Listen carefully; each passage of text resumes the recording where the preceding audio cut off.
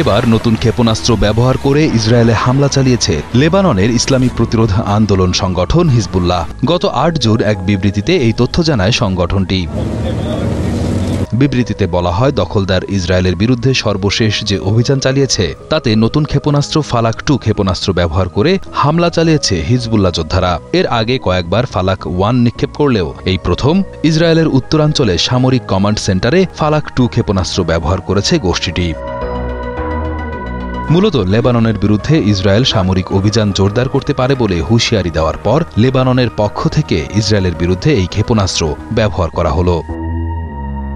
এদিকে ফালাক 2 ক্ষেপণাস্ত্র সম্পর্কে নতুন তথ্য দিয়েছে হিজবুল্লাহ। তাদের দাবি, এটি ফালাক 1 ক্ষেপণাস্ত্রের মতো সলিড ফুয়েল পরিচালিত এবং এর ধ্বংস ক্ষমতা উচ্চমাত্রার। ফালাক 2 ক্ষেপণাস্ত্র ফালাক 1 এর চেয়ে দ্রুতগামী এবং ধ্বংস ক্ষমতা বেশি। ৩৩৩ মিলিমিটার ক্যালিবারের ক্ষেপণাস্ত্র এটি এবং ১১৭ কেজি ওয়ারহেড বহন করতে সক্ষম। এর আগে ৩ মে ইসরায়েলের উত্তর সীমান্ত জুড়ে ব্যাপক রকেট ও ড্রোন হামলা চালিয়েছে লেবাননের সশস্ত্র গোষ্ঠী হিজবুল্লাহ। হিজবুল্লাহর ভয়াবহ ওই হামলায় আগুন ধরে যায় দেশটির বেশ কিছু এলাকায়। ভয়াবহ আগুনে পুড়ে যায় প্রায় ১০ বর্গ কিলোমিটার এলাকা।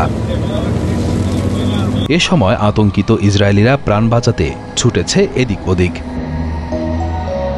উল্লেখ্য, গত বছরের ৭ অক্টোবর ইসরায়েল গাজা উপত্যকায় নিরস্ত্র ফিলিস্তিনিদের বিরুদ্ধে বর্বর গণহত্যা শুরু করার পর হিজবুল্লাহ যোদ্ধারাও দখলদার সেনাদের উপর নিয়মিত হামলা চালাচ্ছে।